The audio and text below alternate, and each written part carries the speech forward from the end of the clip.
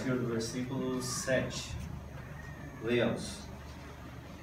Mas quando Sambalate, Tobias, os árabes, os amonitas e os homens de Asdod ouviram que a reconstrução dos muros de Jerusalém estava avançando e que as brechas começavam a se fechar, ficaram furiosos. Todos se uniram para lutar contra Jerusalém e causar confusão. Nós, porém, oramos ao nosso Deus e colocamos guardas para proteger-nos deles de dia e de noite. O povo de Judá então começou a dizer: os carregadores estão perdendo as forças e ainda há muito entulho, não conseguiremos reconstruir o muro.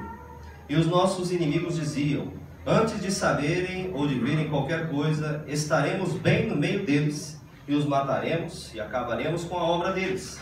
Mas os judeus que moravam entre eles nos advertiram 10 vezes: de todos os lugares onde moravam virão e nos atacarão.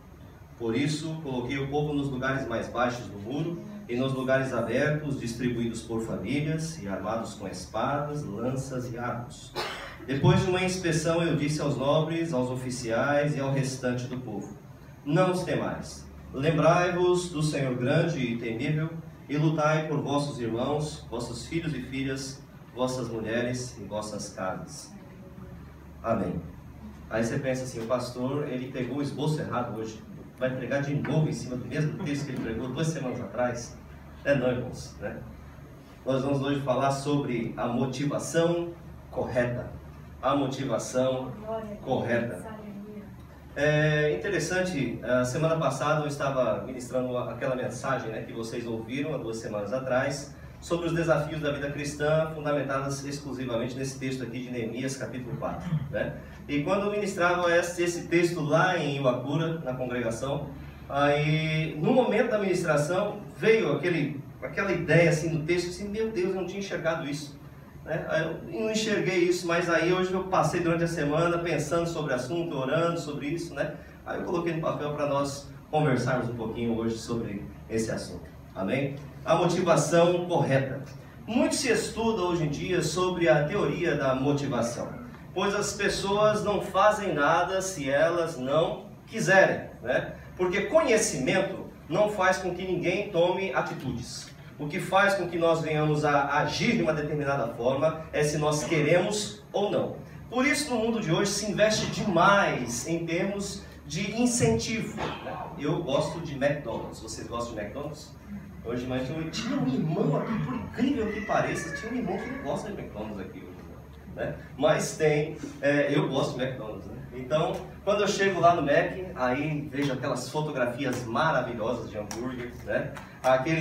Parece que aquela carne saindo do pão, né? Aquela textura, aquela umidade no hambúrguer, né? Aquela salada recheada, o sanduíche aberto, né? Eu acho assim incrível, né? E aí eu penso assim: eu quero esse novo, né? Dá água até na boca só de pensar, aquela batatinha, né? Quando a gente olha na fotografia, parece que nós sentimos até a crocância da batata, né? Estou usando os termos do Masterchef. Aí, quando nós observamos, vemos aquela fotografia maravilhosa e nós tomamos aquela lúdica decisão: é esse, eu quero esse sanduíche, né? Aí tá, quando vem na bandeja aquele pacote fechado, assim: mas não foi isso que eu...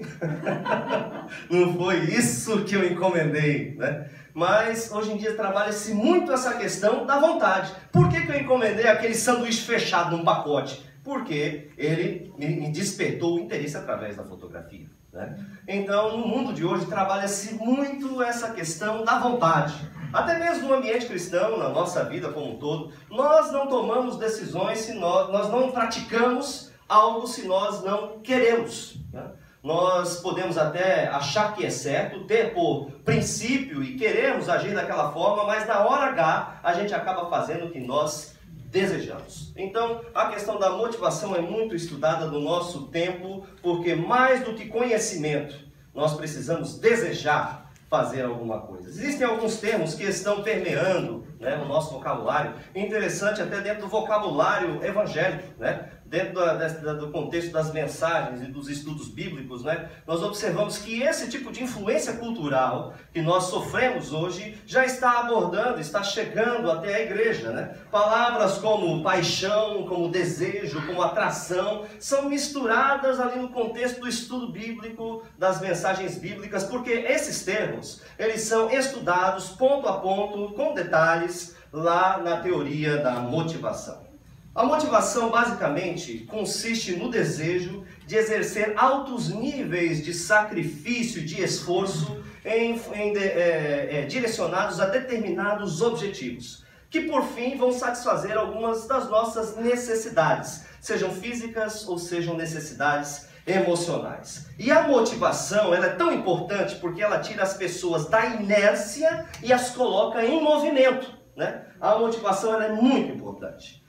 Os países desenvolvidos hoje, eles estão imersos nessa cultura motivacional. Contudo, esse excesso de estímulo, a busca de novos alvos constantes e metas a serem alcançadas, tem provocado também os seus efeitos negativos. Como isso, nós vemos o baixo nível de resposta a coisas que não são lúdicas, que não são prazerosas, que não são agradáveis, né? E também nós observamos um nível de insatisfação crônica, né? Nós vemos a pessoa não está precisando de nada, ela está trabalhando, ela tem onde morar, ela tem o que vestir, ela tem como se locomover, tem mobilidade, né? Mas nós observamos que existe um certo nível de insatisfação crônica, né? Uma depressão assim, um pouco tênua, né? Aquela tristezazinha, acorda com má vontade, indisposto. Nós observamos que apesar de termos tudo aquilo que nós necessitamos, existe em nós uma insatisfação que nós não sabemos muito bem a origem, o momento.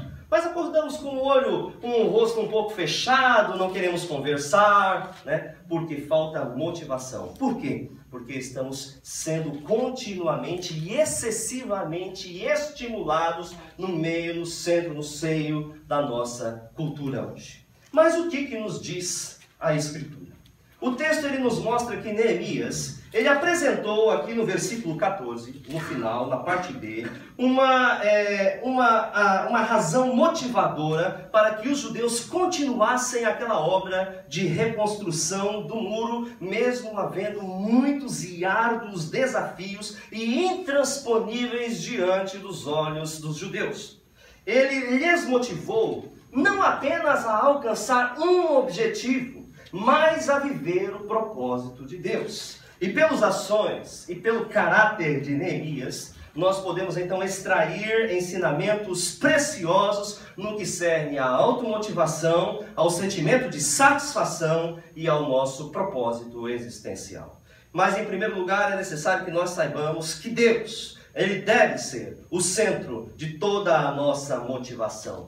Deus deve ser o centro de toda a nossa motivação. Vamos então analisar o texto para ver como existe esse movimento nas emoções humanas e que nos levam até sentir o desejo e o ímpeto e a vontade de realizar algo. Em primeiro lugar, eu gostaria de voltar aqui até o capítulo 1, versículo 4, para analisarmos um pouquinho acerca do caráter de Neemias.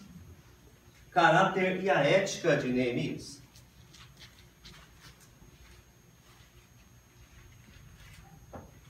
Neemias capítulo 1, versículo 4. Leiamos. Depois de ouvir essas palavras, sentei-me e chorei. Lamentei por alguns dias e continuei a jejuar e orar perante o Deus do céu. Neemias, ele era uma pessoa singular, porque ele era, dentro do seu contexto, entre as pessoas que ele conhecia, no seu contexto comunitário, ele era uma pessoa que se destacava por ser automotivado, por ter automotivação.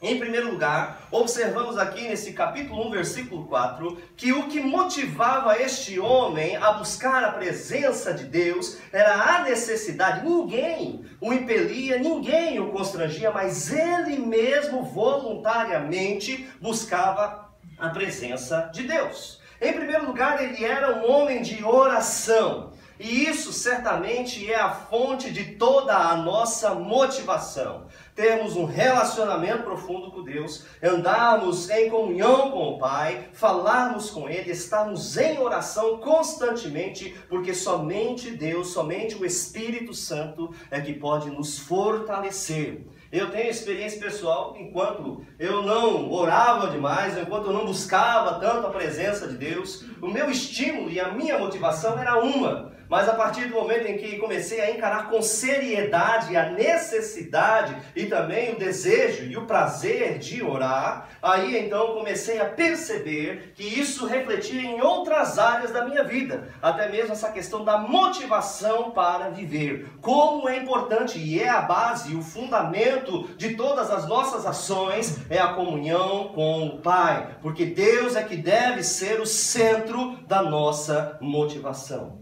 E Neemias, ele era um homem de oração, um homem de busca e de consagração. Capítulo 1, versículo 5, vamos ver uma outra característica do caráter automotivado de Neemias.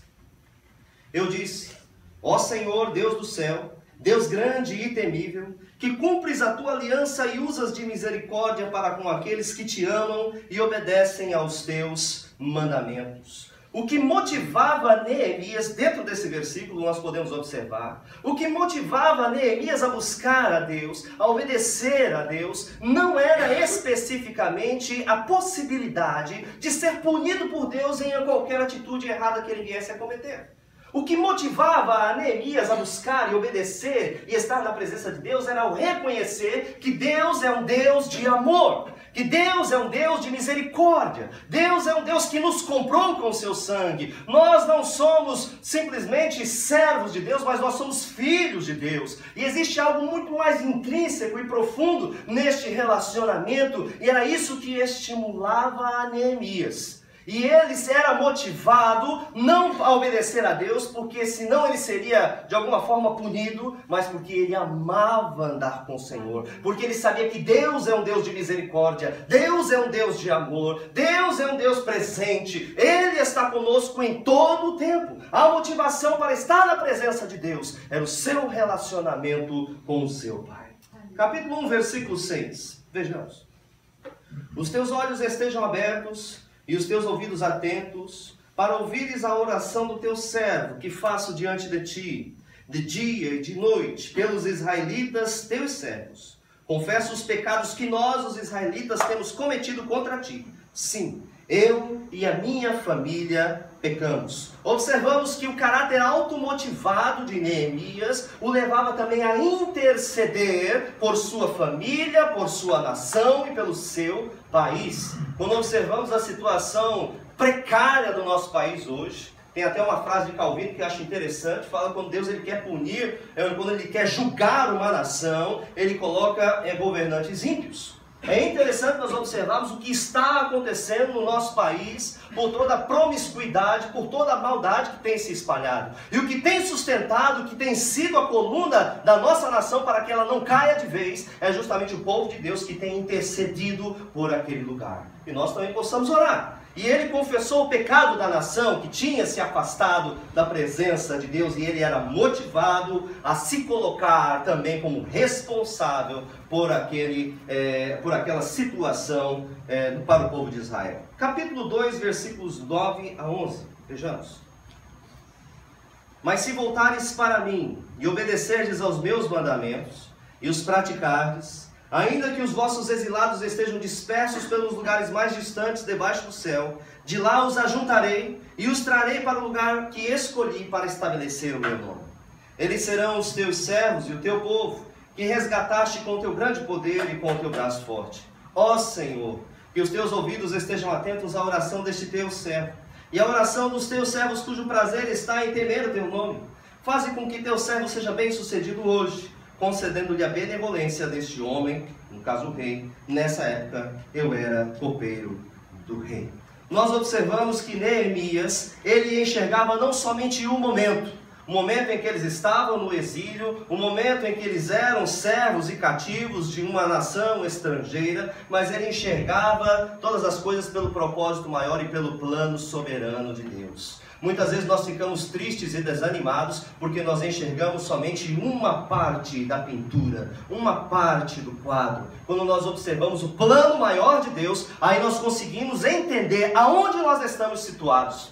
Interessante que Neemias, ele sabe quem ele era. Ele fala, o teu servo. Ele tinha uma consciência pura e plena de que ele estava servindo a Deus. Ele tinha a consciência de que ele estava purificando-se, buscando estar na presença do Pai, que estava servindo com toda a sua boa vontade ao seu Pai. Observamos também que ele tinha consciência que o povo precisaria sair daquela situação de escravidão, mas também que existia um plano maior, uma profecia, desde o momento em que eles saíram, até o momento em que eles estavam, e que estavam olhando para frente, para a promessa que Deus havia lhes reservado. Neemias enxergava não somente o momento de escravidão, mas Neemias enxergava o plano geral de Deus, e era isso que lhe dava estímulo. Muitas vezes nós ficamos atormentados, ansiosos, porque nós somente enxergamos um momento, enxergamos só uma situação, uma necessidade não suprida, mas nós não enxergamos o contexto geral, que Deus cuida de nós, que Deus supre as nossas necessidades, que Deus nos dá tudo aquilo que nós necessitamos, que Ele está conosco. Nós não enxergamos que Ele tem planos para nós no futuro. Quantas coisas Ele já fez no passado. É necessário que nós enxergamos o plano geral de Deus para nós não ficarmos desesperados, mas nós sabemos que Ele cuidou, Ele também cuidará de nós. Capítulo 2, versículo 3. Perdão, capítulo 2, a partir do versículo 1 até o versículo 3.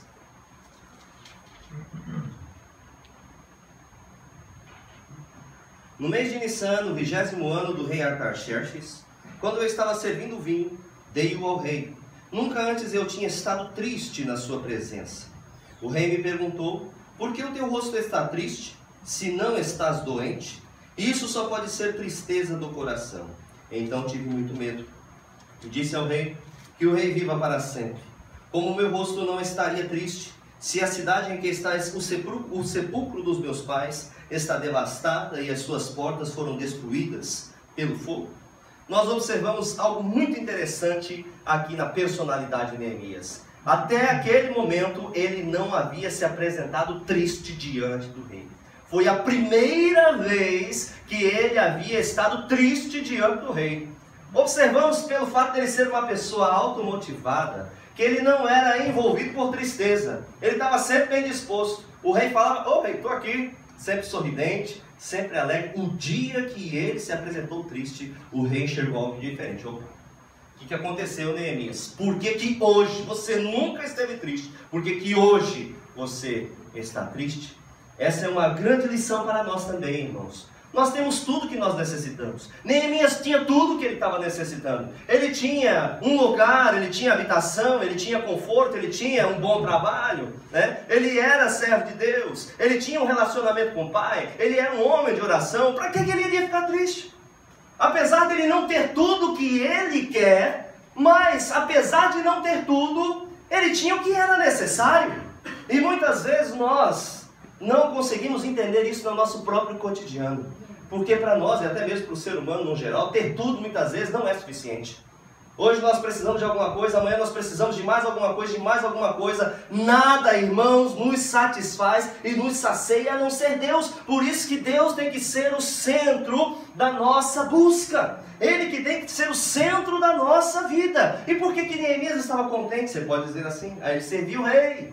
Ele era copeiro do rei, ele tinha um bom emprego, ele era bem posicionado, ele era rico e tal. Mas existem pessoas que são ricas e são depressivas e são tristes e são cronicamente melancólicas. E aí, né? Então, serve para nós também hoje. Nós temos condições de ser felizes a despeito de não termos tudo o que nós desejamos. Nós temos condições, mas é o mundo que nos ensina que nós não seremos felizes se nós não tivermos isso ou aquilo, se não formos isso ou aquilo. Sempre temos esse desejo, mas ele estava sempre feliz.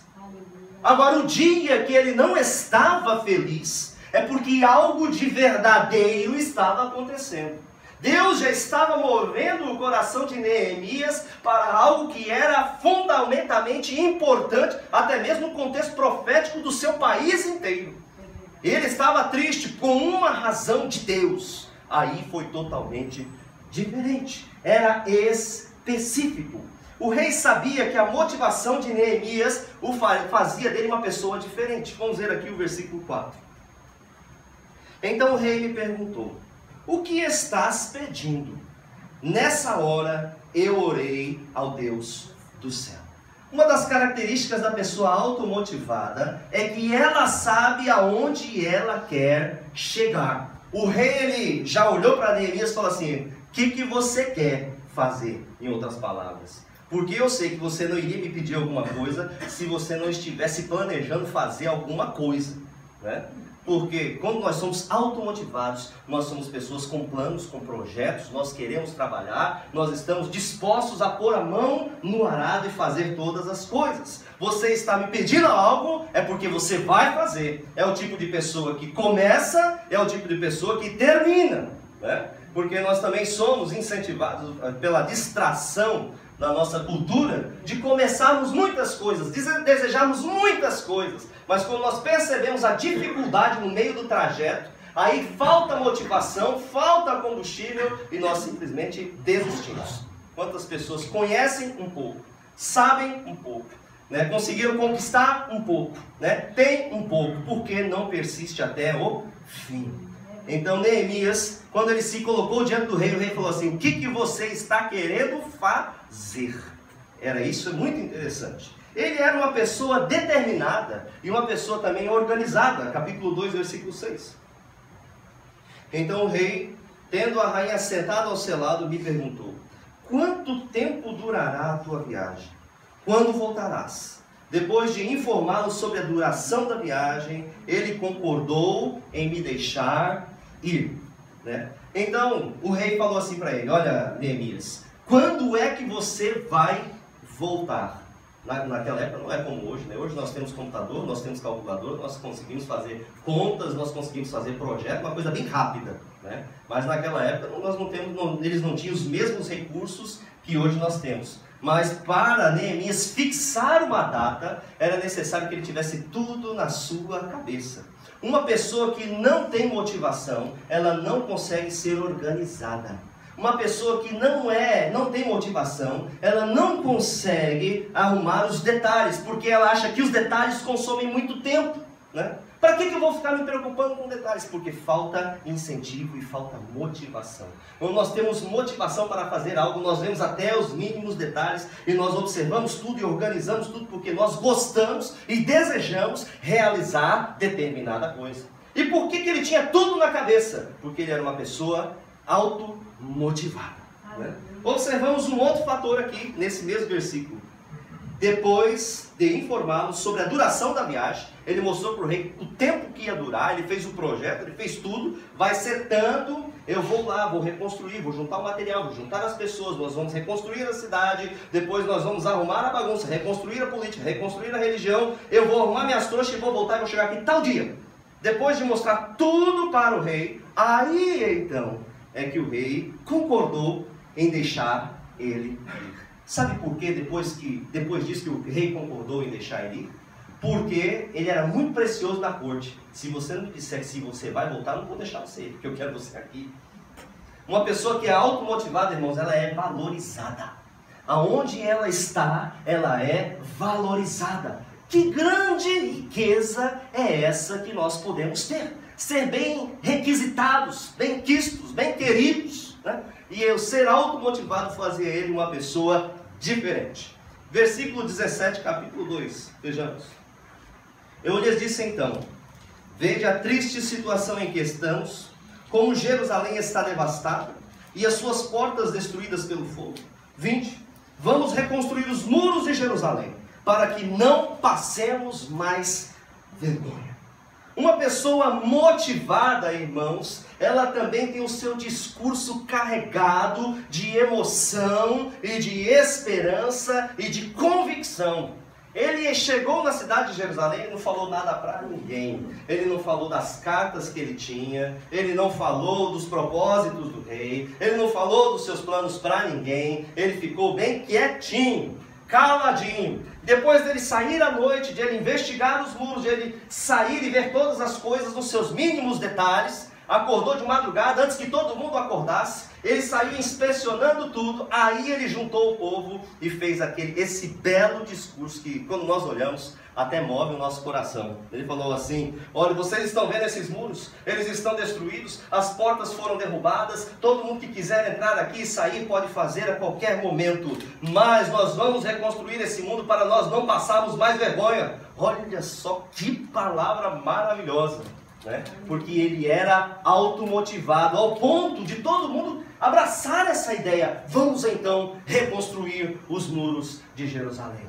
Uma pessoa motivada foi o suficiente para fazer toda a diferença no meio de uma nação. E você pode perguntar: quem sou eu para fazer esse estímulo, ou trabalhar de alguma forma, ou provocar algo de diferente aonde eu estou? Quem sou eu? Apenas uma pessoa é suficiente para movimentar as águas na família, na sociedade, no campo missionário. Uma pessoa só, bem estimulada de Deus, é suficiente para iniciar algo de poderoso e de especial. E foi isso que Neemias fez, usado nas mãos do Senhor. Capítulo 5, vamos avançar um pouquinho, versículos 14 e 15.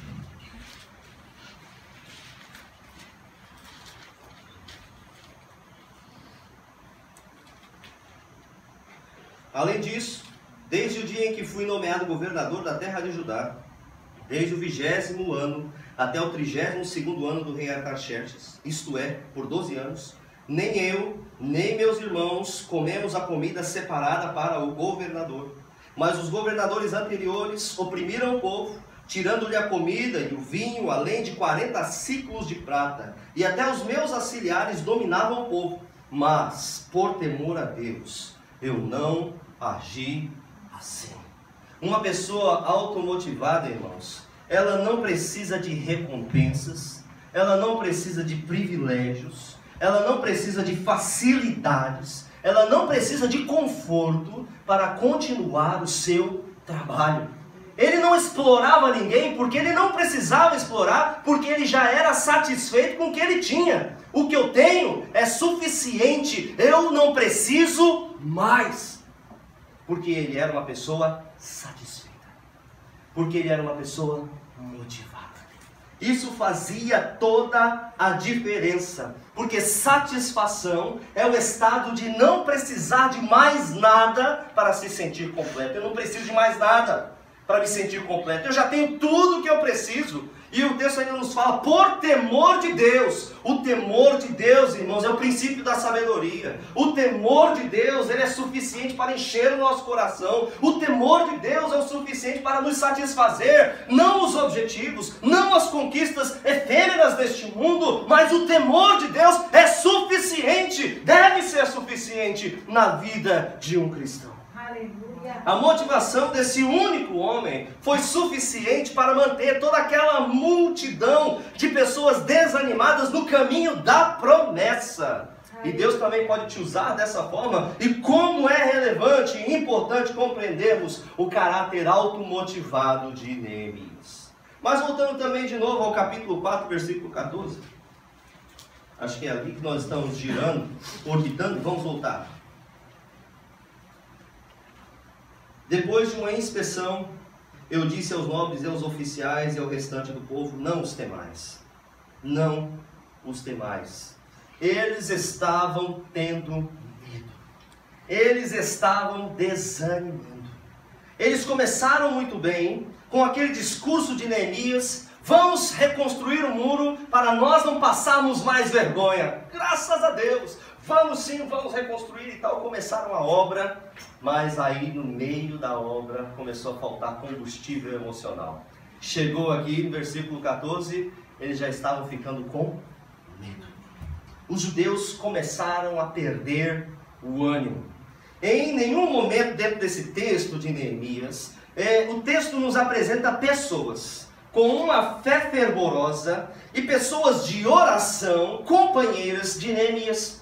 Não há ninguém aqui no texto que esteja acompanhando Neemias nessa motivação, nessa fé, nessa esperança, nessa oração. E é interessante até essa questão da oração de Neemias, porque muitas vezes a gente fala assim: Deus não fala comigo, eu vou pedir oração para tal pessoa, porque Deus fala com aquela pessoa, quem sabe Deus fala para a pessoa, fala para mim, né? Porque Deus não fala comigo, né? Deus não fala, eu oro, Deus não fala, então eu vou desistir de orar. Leia o texto de Neemias, você vai descobrir algo muito interessante, né? Neemias, ele ora. Em outros textos bíblicos dos profetas, nós observamos, e Deus falou para o profeta: olha meu filho, assim, olha desse jeito, assim, não é? Deus não falando com os profetas, falando com as pessoas, até com pessoas comuns, Deus não fala, até com a jumenta Deus não usou para falar, mas com Neemias Deus não falou. E por isso Neemias deixou de orar? Por isso Neemias desistiu? Enfraqueceu-se na fé? Então, irmãos, nunca mais reclame porque Deus não fala com você, porque é comum Deus não falar. Mas você vai falar assim: mas Deus fala. Claro, Deus fala. Deus fala bastante comigo. Mas não é toda hora, todo dia, todo momento. Se você olhar lá no texto de Gênesis, observar Abraão, e Deus falou com Abraão. Aí passa no próximo capítulo, e Deus falou com Abraão. Quanto tempo passou de um capítulo para o outro? Acho que uns 15 anos. Né? Então não é porque você não escuta a voz de Deus a todo instante, toda hora, audível, nesse seu ouvido físico, que Deus não se importa com você. Né? Deus se importa conosco. A nossa oração é importante. E como Deus estava respondendo a oração de Neemias, através das circunstâncias, as portas se abriam, as situações se resolviam. Nós observamos que Deus, ele colocava, isso é o mais comum na nossa caminhada da fé, ele coloca uma convicção inabalável. Nós não vemos nada aqui no texto dizendo Deus falou para ele assim, mas existia uma convicção inabalável no coração de Neemias que ele tinha que agir desta e desta forma. Em todo momento nós observamos que ele era um homem de oração, mas a despeito disso, nós não observamos em nenhum registro bíblico Deus falando com ele especificamente. E nem por isso ele deixou de ser um homem de oração.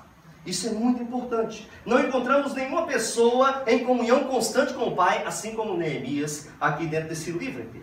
Um outro aspecto é que, de acordo com o texto, o único objetivo que as pessoas conseguiam ver, os companheiros de Neemias, era a reconstrução do muro. Eles estavam falando assim: é o muro, o trabalho é o muro, né? Nós estamos cansados de construir o muro. Eles estavam olhando só para o muro.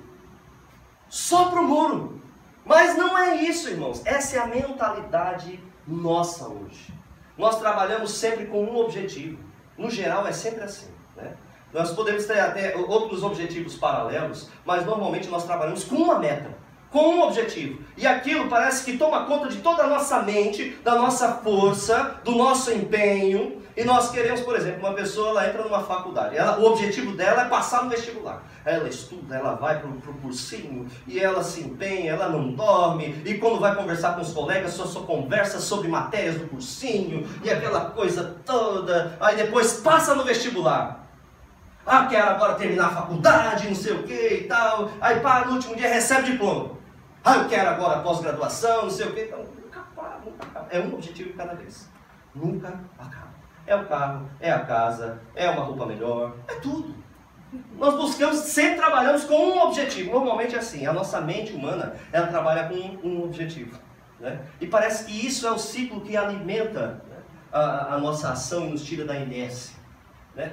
Já viu que nós somos viciados nisso? E para eles aqui no caso era o muro. É o muro, está difícil de reconstruir o muro. Neemias, ele fala algo totalmente diferente, isso depois a gente vai analisar aqui. Então, normalmente as pessoas estavam enxergando só o muro, eles estavam operando nessa visão de um objetivo, na visão do objetivo, né? A cidade, eles deveriam entender que, na verdade, tudo já era deles. A cidade já era deles, o povo já tinha tomado posse, a propriedade, a Palestina era deles. As promessas de Deus eram para eles, era apenas necessário que eles avançassem, que eles continuassem, que eles resistissem e que eles não desistissem do trabalho. Era só isso, porque Deus já tinha prometido.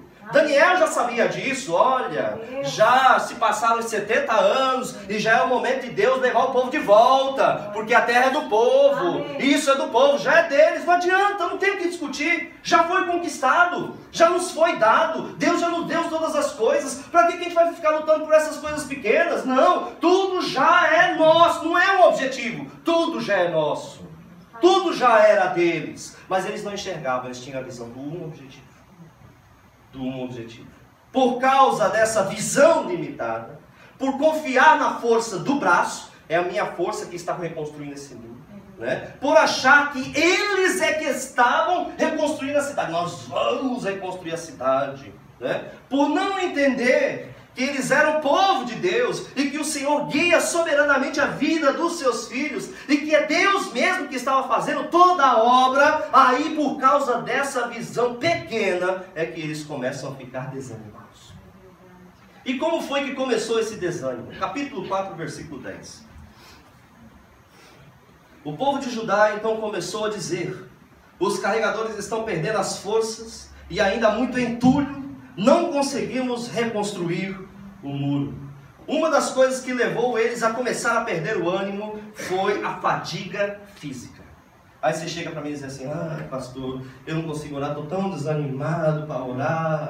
Irmão, por quê? Eu chego do serviço, eu vou orar, eu já estou desanimado, eu não consigo orar. Aí eu falo assim: meu filho, claro que você está desanimado, você vai escolher a pior hora do dia para orar. Você está cansado, não dá cansaço, dá desânimo mesmo, né? Nós temos que estar bem fisicamente, porque se nós não estivermos bem, nós não conseguimos fazer nada. Como nós estamos cansados, tudo é cinza, né? Passeio, eu não quero passear não. Eu não quero ver nada não. Eu não quero estudar nada não. Tudo é cinza, tudo é cinza. Para nós estarmos estimulados é necessário nós estarmos bem fisicamente. Você quer passear no sábado? Dorme cedo na sexta. Se você for dormir de madrugada na sexta, dia seguinte você não vai querer passear com a família. Você vai estar desanimado, né? Então uma das coisas que causou desânimo para eles foi o cansaço físico. Agora tem vezes, né, que apesar do cansaço físico nós continuamos fazendo. Por quê? Porque nós estamos estimulados, né? Então uma pessoa que está contando com a força do braço, se não tiver força física, ela vai ficar desanimada mesmo. Mas se é necessário que nós venhamos a trabalhar e até mesmo deixar de descansar para fazer determinadas coisas, se nós estivermos motivados pelo Espírito de Deus para causas santas, aí sim Deus vai nos dar força para superarmos a nossa fadiga física. Mas não era o caso deles. Eles começaram a se desanimar porque o serviço era muito, né? Capítulo 4, versículo 8. Todos se uniram para lutar contra Jerusalém e causar confusão. Eles perderam o ânimo pela ameaça da perseguição. Perseguição, sem entender que Deus está no controle da situação, produz desespero, né? Começa a ser perseguido, se nós não entendermos, Deus está me guardando, Deus está no controle, Ele tem algo para mim ali na frente. Nós entramos em desespero se nós não compreendermos isso, né? Outra questão, capítulo 4, versículo 11. Os nossos inimigos diziam, antes de saberem, ouvirem qualquer coisa, estaremos bem no meio deles e os mataremos e acabaremos com a obra deles. Eles perderam o ânimo pelas ameaças verbais. As ameaças verbais, sem entender que é o Senhor que nos guarda, nos leva à ansiedade e ao medo, né? Eles estavam sob essa pressão, mas eles não entenderam. Olha, é Deus que está me guardando, Deus tem um propósito, tudo já é meu, vamos enfrentar, vamos continuar, porque Ele vai nos dar a vitória. Mas eles não estavam enxergando assim. Nós estamos construindo, nós estamos fazendo o máximo, mas nós não vamos conseguir. Claro, não vai conseguir, confiando na força do braço. Nós não conseguimos mesmo, mas Deus pode, e Deus tem um plano. Nós só precisamos resistir e continuar e perseverar, e Deus vai completar a sua obra, né? Capítulo 4, versículo 1. Outra razão para eles perderem o ânimo. Quando Sambalate soube que estávamos reconstruindo o muro, ficou furioso, indignou-se muito e zombou dos judeus. Outra coisa que nos faz perder o ânimo é zombaria. Zombaria, desmoralização. A zombaria são ataques contra a nossa idoneidade, né? Contra a nossa boa imagem. sem compreendermos, se nós não compreendermos que é Satanás que está provocando-nos para que nós venhamos a perder o controle, o que acontece conosco? Nós somos levados a atitudes precipitadas e até mesmo ao alto prejuízo, né? Eu me lembro até hoje, lá no Brasil, quando eu era criança, claro que não vou falar todas as palavras aqui, mas nós observamos algo interessante, né? Na escola, quando alguém queria brigar com a gente, o que eles falavam? Xingava a mãe, né? A sua mãe. Começava a zombar com a mãe, zombar com você, né? E começava, você assim, vem, aquela zombaria toda. Na verdade ele estava lá, né? Mas aí o que acontecia, né?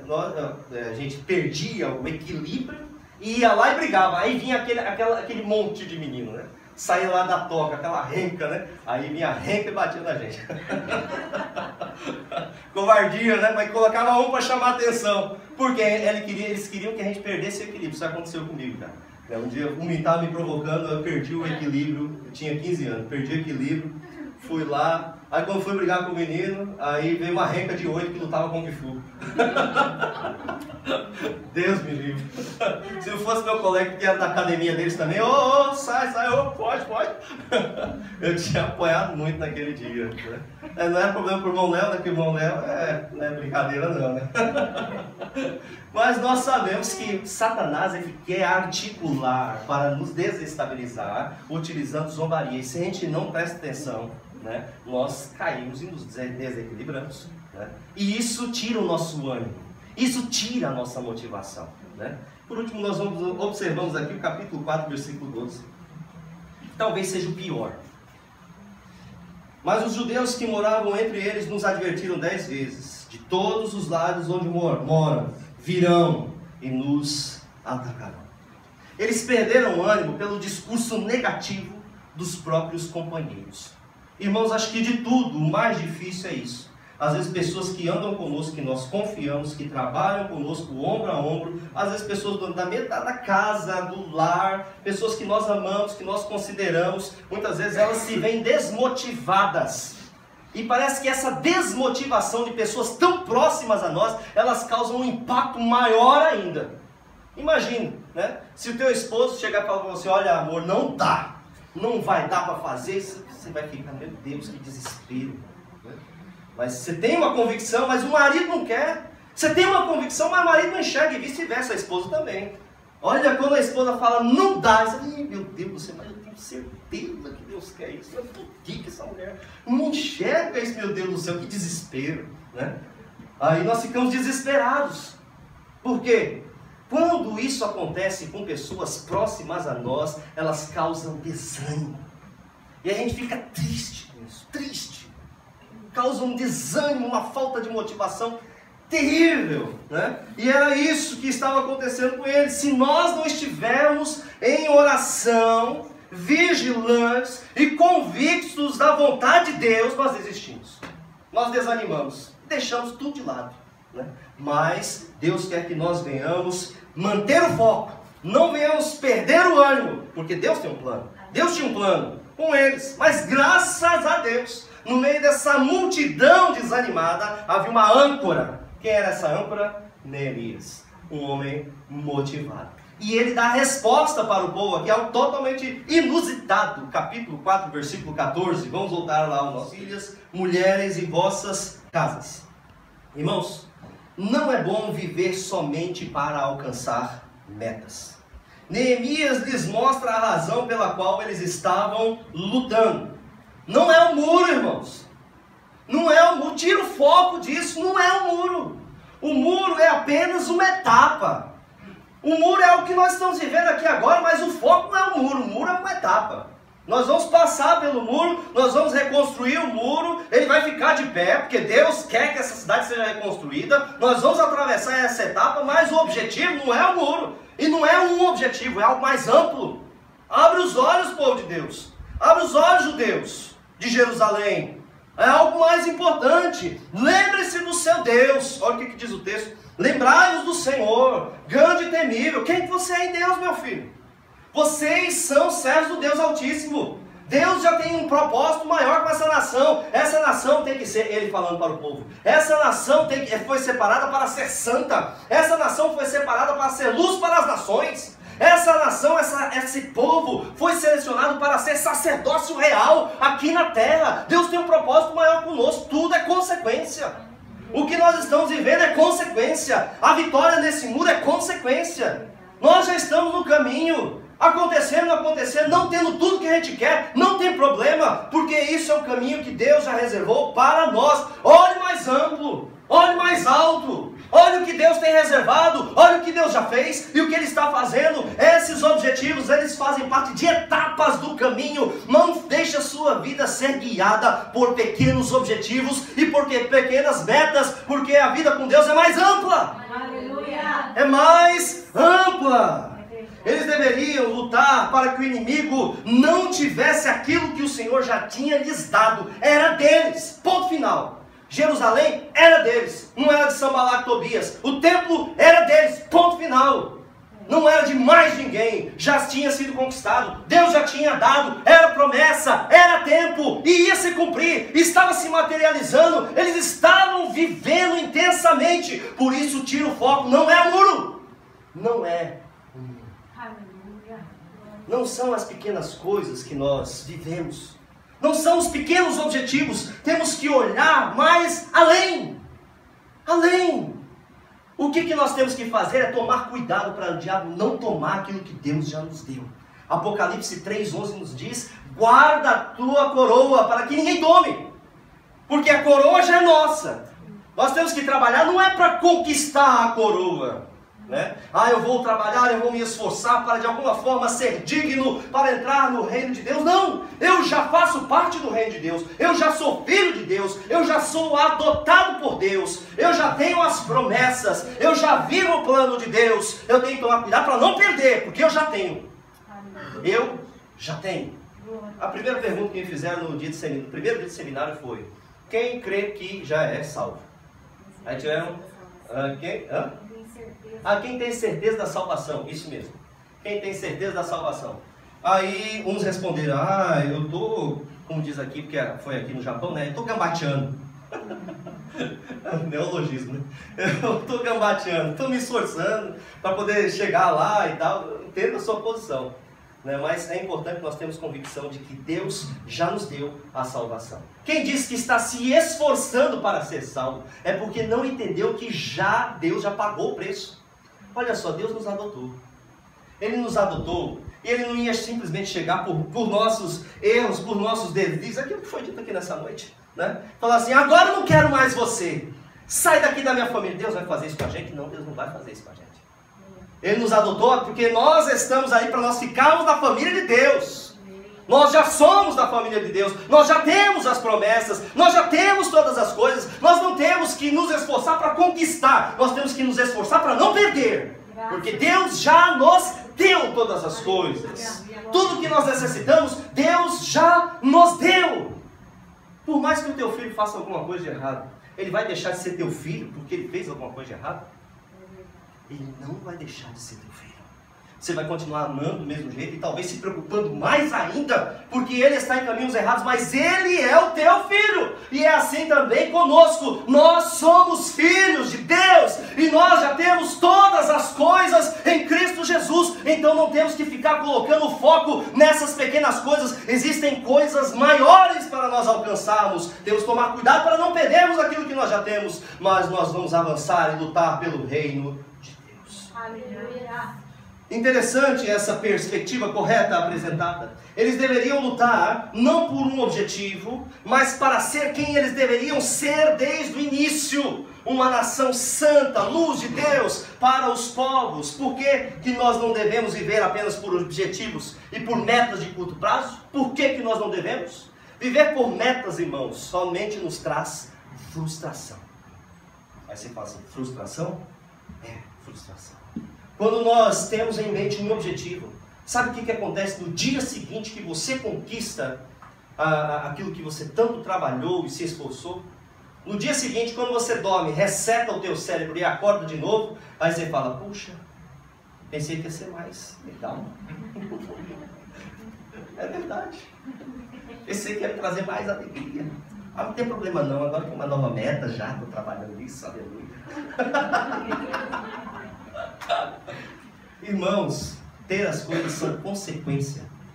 Consequência. Né? Ter necessidade, ter bens materiais é consequência. Eu preciso de roupa, eu preciso de casa, eu preciso de um carro, preciso de mobilidade, preciso de um telefone, né? Nós precisamos dessas coisas. Nós precisamos de alimento na mesa, nós precisamos ter alimento às vezes para receber, para hospedar os outros, nós precisamos às vezes viajar, nós precisamos também nos distrair, nós precisamos também de presentes, porque nós queremos nos alegrar, e Deus nos dá todas as coisas, até coisas que nós não necessitamos, que necessariamente não fazem parte da pauta, daquilo que é essencial para a nossa existência. Deus está dando. Deus está dando até o supérfluo, irmão, porque é consequência daquilo que nós já somos em Cristo. Nós já somos filhos de Deus, nós já somos herdeiros das promessas, nós já temos todas as coisas, nós temos que tomar cuidado para não perder. Então não façam dessas pequenas coisas objetivos. Isso não é objetivo nenhum. Amém. Se formar não é objetivo nenhum. Ficar rico, ter casa, não é objetivo nenhum. Isso é consequência do caminho que nós palmilhamos com o Senhor Jesus Cristo. Está precisando de roupa? Toma aqui, meu filho. Onde você quer comprar sua roupa hoje? Está precisando de um carro? Ah, não, isso aqui não dá. Olha o teu bolso, eu só coloquei esse tanto no teu bolso. Mas está precisando arrumar um carro aí, meu filho. Né? Ter carro é consequência, ter roupa é consequência, ter comida é consequência, ter tudo é consequência daquilo que Deus já preparou para nós. Deus já preparou o melhor para nós. E muitas vezes o melhor não significa tudo. Tudo. Né? Significa o necessário e o que Ele quer, de acordo com o seu propósito e até mesmo para a formação do nosso caráter cristão. Porque existem coisas que, em vez de trazer benefício, podem nos prejudicar e nos corromper. Então Deus, na sua sabedoria, como um pai que cuida do seu filho, Ele gerencia o que está nos dando e colocando em nossas mãos. Por isso nós não precisamos ficar desesperados. Ah, por que eu não tenho isso? Por que eu não tenho aquilo? Por que eu não tenho aquilo outro? Por que eu não trabalho? Eu tenho que me trabalhar, eu tenho que me esforçar e tal. Não, irmão, descansa. Tudo que nós temos é porque Deus nos deu. E se eu preciso e Deus não deu, se eu quero e Deus não deu, porque Ele não quer dar. Então não adianta ficar desesperado por causa disso. Não façam dessas suas necessidades, desejos, devaneios como metas principais de sua vida. Não faça disso, senão você vai se sentir frustrado. Chega lá, trabalha, conquista, deixa o caminho, deixa o propósito e se concentra somente nesse objetivozinho pequenininho. Vai chegar no dia seguinte que você conquistou o que você tanto queria, você vai sentir esse vazio e esse oco, porque essas coisas não satisfazem. Não satisfazem. Nós não podemos continuar e viver por objetivos pequenos. Nós não vivemos mais para alcançar metas. Nós não vivemos mais para alcançar pequenos objetivos. Nós não vivemos mais para isso. Nós vivemos o plano de Deus para nós. Uma das maiores forças motivadoras do ser humano é a sobrevivência. Refugiados de guerra, quando eles estão no seu país, eles pensam e deixam tudo para trás. Né? Perdeu tudo, deixa tudo para trás só para salvar a sua vida. Porque o mais importante para eles é a sobrevivência. Né? Mas no nosso contexto, né, quanto mais nós temos, mais nós queremos. Você vê o contraste. Né? Então, conseguiu sair dessa escala de sobrevivência. Tudo bem, já não estamos mais. Agora nós queremos um pouquinho mais. Quero um pouquinho de conforto. Agora quero isso. Mas nunca vai ser suficiente, porque viver por objetivos nunca vai nos satisfazer. Né? Nessa visão, irmãos, nunca vai haver fim. Então por que é que nós lutamos? Então por que é que nós trabalhamos? Qual deve ser então o nosso esforço, o nosso empenho, a nossa luta e a nossa causa, sendo que Deus já tirou esse paradigma, né? Esse paradigma do viver atrás de metas, porque o mundo vive-se atrás de metas. Mas se Deus tirou esse paradigma do viver atrás de metas, qual é então o nosso estilo de vida hoje? Nós temos que saber como é que nós vamos viver, para nós também não ficarmos aí como um navio sem âncora e sem direção e sem vela no meio do mar revolto. Nós precisamos ter uma direção. E o que a palavra de Deus nos ensina? Primeiro, nós lutamos para não perder o que Deus já nos deu. Se nós já somos filhos de Deus, Lute para não perder a tua coroa, para permanecer firme, para permanecer santo, para permanecer fiel, para andar junto com o Pai. Lute para estar na presença do Senhor. Todas as coisas vão ser acrescentadas, né? Buscai o Senhor, em primeiro lugar, o seu reino e a sua justiça, e todas as demais coisas nos serão acrescentadas. Então, o que nós temos que fazer? Em primeiro lugar, é tomar cuidado para nós não perdermos aquilo que nós já temos. Vocês já têm, nós já temos. Temos tudo o que nós necessitamos. Nós lutamos para não deixar o adversário prejudicar a nossa vida pessoal com Deus, a nossa vida íntima, a nossa família, as pessoas que estão ao nosso redor. Recursos vêm e vão, mas aquele que está com Cristo está acima de todas essas coisas. Um dia tem, amanhã não tem, tanto faz, mas esse é o caminho que nós andamos com o Senhor, e Ele está nos guardando e suprindo todas as necessidades, porque isso é consequência da nova vida em Cristo Jesus. Nós lutamos então para que as outras pessoas, em segundo lugar, alcancem essa mesma salvação e libertação que nós recebemos. Éramos escravos de Satanás, escravos do pecado, e agora nós somos libertos em Cristo Jesus. Nós temos uma nova vida em Cristo Jesus. Todas as coisas já nos foram conquistadas e entregues com o direito de filhos. Assim como aconteceu com o filho pródigo, anel, sandália, nós já temos novas vestes, nós já temos todas as coisas. Então vamos lutar para que outras pessoas também alcancem esse grande benefício que nós também já conseguimos alcançar. Não por mérito, mas pela misericórdia de Deus e pela fé em Cristo Jesus. Nós lutamos pelo crescimento do reino de Deus. Nós lutamos pelo amadurecimento espiritual do povo de Deus, para que eles alcancem uma estatura de um varão perfeito.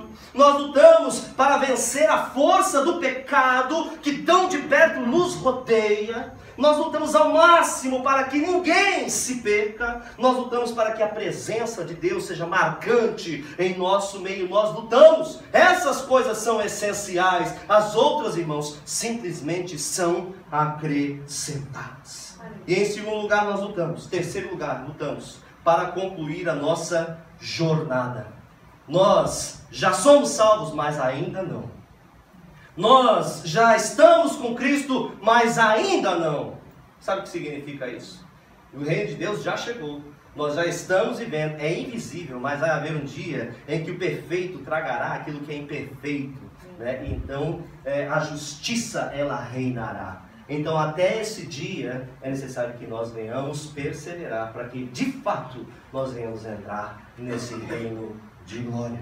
Paulo disse em Filipenses 3, 10 a 15: quero conhecer a Cristo, ao poder da sua ressurreição e a participação em seus sofrimentos, tornando-me como ele em sua morte, para de alguma forma alcançar a ressurreição dentre os mortos. Não que já tenha obtido tudo isso, ou tenha sido aperfeiçoado, mas prossigo para alcançá-lo, pois para isso também fui alcançado por Cristo Jesus. Irmãos, não penso que eu mesmo já o tenha alcançado, mas uma coisa eu faço, esquecendo-me das coisas que ficaram para trás, e avançando para as que estão adiante de mim, prossigo para o alvo, ao fim de ganhar o prêmio do chamado celestial de Deus em Cristo Jesus. Amém. Concluindo essa mensagem, o que verdadeiramente deve nos motivar não são as metas de curto prazo. Elas existem, mas elas fazem parte de um propósito maior e mais amplo. A escalada de um degrau, né, mais um passo no caminho que nós andamos com Jesus Cristo. É simplesmente consequência. A aquisição de bens materiais, sejam duráveis, bens de consumo, são apenas ferramentas de trabalho, necessidades existenciais que Deus nos supre. O acréscimo de conhecimento, amadurecimento, tudo isso é apenas consequência daquilo que nós ouvimos de Cristo Jesus, por meio do Espírito Santo, daquilo que nós vivemos nessa caminhada com o Senhor. Ele é o nosso mestre, e Ele nos leva a uma estatura maior a cada dia. Nós não lutamos para ser ou merecer algo de Deus, pois nós já somos, e nós já recebemos tudo gratuitamente em Cristo por meio da fé. Nós apenas lutamos para a conservação da alma e para não perdermos a coroa de glória que nos aguarda. Dessa forma, o que nos motiva não são as breves alegrias do nosso percurso, da nossa jornada, mas o ser uma nova criatura em Cristo Jesus. Eu sou uma nova criatura, ando com Deus, e é isso que me motiva. Lembre-se do seu Deus Todo-Poderoso. Não é o muro, não é o próximo objetivo, não é a próxima meta, porque tudo isso nós já temos. Existe algo muito maior que nós já estamos vivendo, e essa é a nossa grande motivação. Amém? Vamos nos colocar de pé. Texto de João capítulo 16, 22 nos diz: nada pode tirar a nossa alegria. Nada pode tirar a tua alegria de ser uma nova criatura em Cristo Jesus. Ele já conquistou tudo isso para nós. Amém? Senhor meu Deus, nós te louvamos e nós te agradecemos. A tua misericórdia, a tua graça e compaixão nos tem levado até a ti, Senhor. Meu Deus amado, quantas pessoas vivem desmotivadas neste mundo, quantas pessoas sofrem e estão tristes e cronicamente se sentindo melancólicas porque não se sentem satisfeitas, até mesmo dentro do nosso meio, no meio da nossa comunidade cristã. Quantas pessoas tristes e insatisfeitas com o seu momento, com coisas que vive, coisas que ainda não alcançou, com possibilidades que talvez estejam distantes das suas mãos e que porventura pensa que seja alguma falha sua. Mas meu Deus, nós sabemos que todas as coisas nós já temos em Cristo Jesus. Todas as nossas necessidades já são supridas em Cristo Jesus. Nós vivemos o plano de Deus já. Ele tem esse plano para nós. O momento que nós vivemos é o momento que Ele preparou para nós. Aquilo que nós estamos caminhando hoje, Ele preparou para nós. Apenas temos que tomar cuidado para não perder aquilo que Ele já nos deu. Se nós não alcançamos, um dia porventura alcançaremos, no meio dessa trajetória andando com o Mestre. Mas se nós não alcançarmos, isso não é a razão maior da nossa alegria. A nossa alegria é sabermos que nós somos membros dessa família maravilhosa, que é a família de Deus. Muito obrigado, Senhor, porque o Senhor já nos chamou. Obrigado por tua salvação. Obrigado porque nós já temos a razão da nossa vida. Obrigado, meu Deus, porque o Senhor nos enche de alegria. Obrigado, meu Deus, que o teu Espírito Santo complete esta obra, e o Senhor possa, meu Deus amado, revigorar as energias do teu povo, que eles não vivam por pequenas metas, mas que eles saibam que são nova criatura em Cristo Jesus, e que o Senhor tem um plano maravilhoso para nós e já andamos nele, em nome do nosso Senhor Jesus Cristo. Traz alegria para o teu povo, Senhor, e nos firma na fé até a volta de Cristo Jesus. Em nome de Jesus nós oramos agradecidos. Amém e amém. Agradeço a oportunidade em nome de Jesus.